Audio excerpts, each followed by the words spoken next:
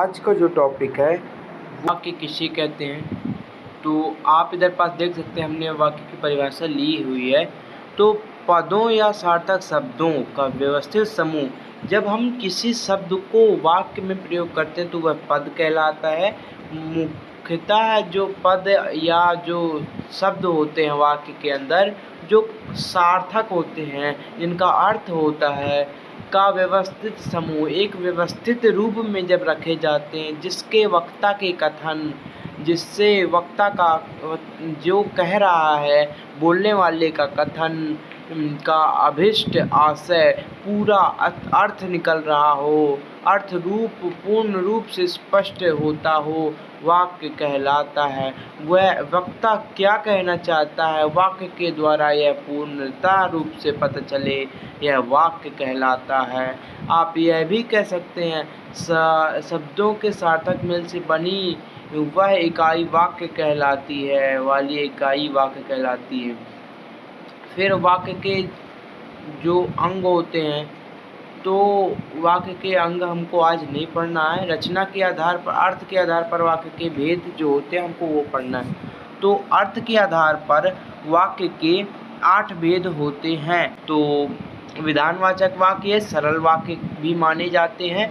वह वाक्य जिससे किसी प्रकार की जानकारी प्राप्त होती है, जैसे साधारण जानकारी प्राप्त होती है, वह वाक्य विधानवाचक वाक्य होते हैं, जिससे हमें जानकारी प्राप्त होती है।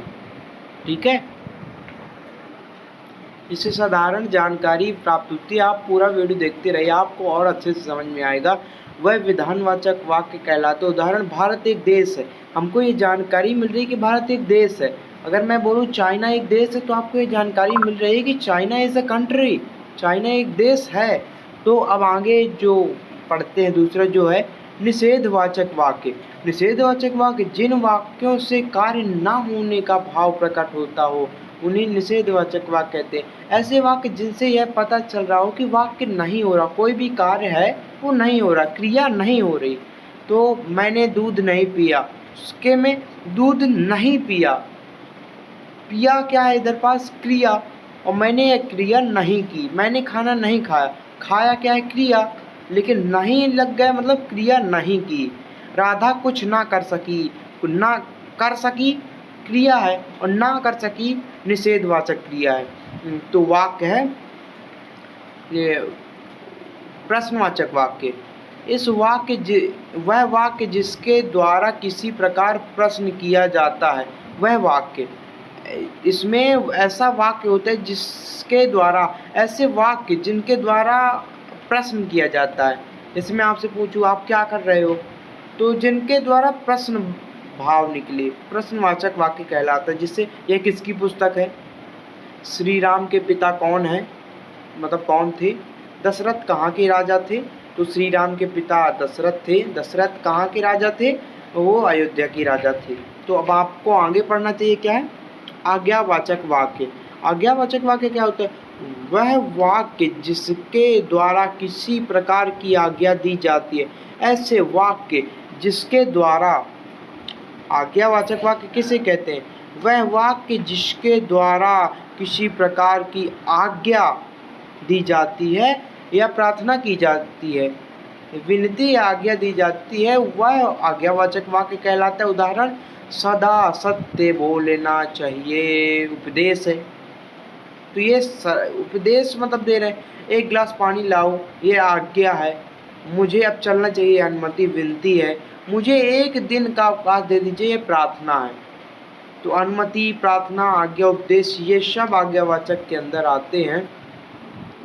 अब इच्छावाचक वाक्य, जब आप किसी चीज़ की इच्छा करो, तो जिन वाक्यों में किसी इच्छा, आकांक्षा या आशीर्वाद का बोध होता है, तो आपको ये वर्ड याद रखनी, इच्छा, आकांक्षा, मतलब वो तो एक ही है कि आपको एक कोई इच्छा, आपकी कोई आकांक्षा है।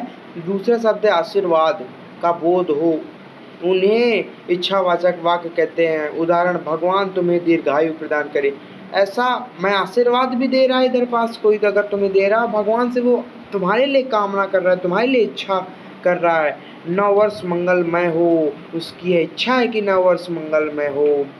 संकेतवाचक वाक्य, संकेतवाचक वाक्य जिन वाक्यों में एक बात या काम का होना दूसरी बात या काम के होने पर निर्भर करता है।